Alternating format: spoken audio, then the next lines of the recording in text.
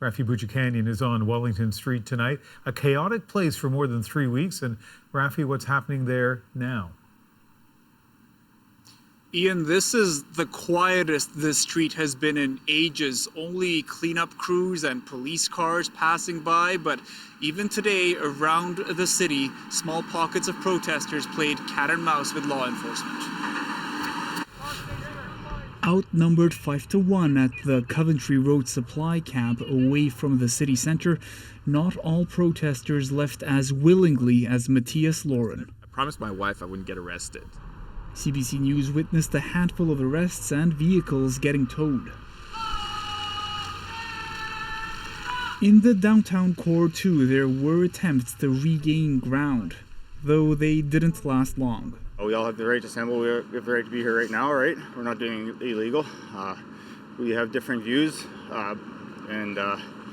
yeah, we want to see that everybody, treated equally, fairly, due process, those kinds of things. But by today, much of the attention was on restoring the city to what it looked like over 3 weeks ago. City crews picked up debris while police were investigating vehicles left behind. Residents now breathing a sigh of relief after protesters made getting around difficult for many. Look, this is so perfect. It's very clean and everything is back. I'm so happy. Sometimes you do get yelled at and sort of harassed for wearing a mask or taking precautions that others might not. I also wanted to demonstrate where I stand on the issue, and I think the most easiest way to do that is to identify yourself by wearing a mask. There is no word yet on when these checkpoints and fences may disappear off Ottawa's streets, and then there are the less visible marks made on a city, now asking a lot of questions about how this lasted as long as it did. Why was this allowed to happen? How much advance notice did we have? Why was there not better protection of Wellington Street? We know as a police service, we have public trust to gain back. We have discussions, dialogues, learnings to do from what happened and occurred up to this weekend. So, Rafi, there are a lot of questions and already a plan to try to get those answers. Ian, there are a couple of processes underway. First of all, City Council voted unanimously to have a review done that would look into all of the events leading up to January 28th and how we got there. And separately, there will also be a public inquiry. That's triggered automatically because the federal government invoked the Emergencies Act. Meanwhile, today the mayor said he's not opposed to turning Wellington Street completely pedestrian only, but that's something that would have to be discussed with federal authorities. Ian? Thanks, Rafi. You're very welcome. Let's bring in Charles Bordelot, former chief of the Ottawa Police Service. And Charles, the protest now cleared. So what are the priorities for the Ottawa Police Service from here on?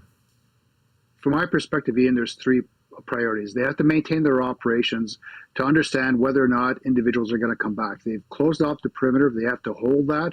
And for that, they're going to have a more robust intelligence and information gathering process to understand whether or not they're going to come back. The second is the investigations. They're launching hundreds of investigations with respect to those that were here. So that'll take months on end to be able to process those. And the last one is an important one. It's around restoring community trust and confidence in policing, because they lost a lot of that, especially in the downtown core over these past 3 weeks. So they need, every police officer and member of the Ottawa Police Service needs to work hard at rebuilding that each and every day. My next question is a big one, but maybe just pick one or two things in terms of lessons learned.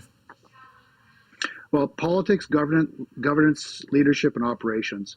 And within operations, the intelligence gathering, planning, resource management, and their enforcement strategy. I wouldn't want to presuppose any of those lessons learned, but those are really big pieces that any review is going to need to address. All right. Charles, thank you very much. You're welcome.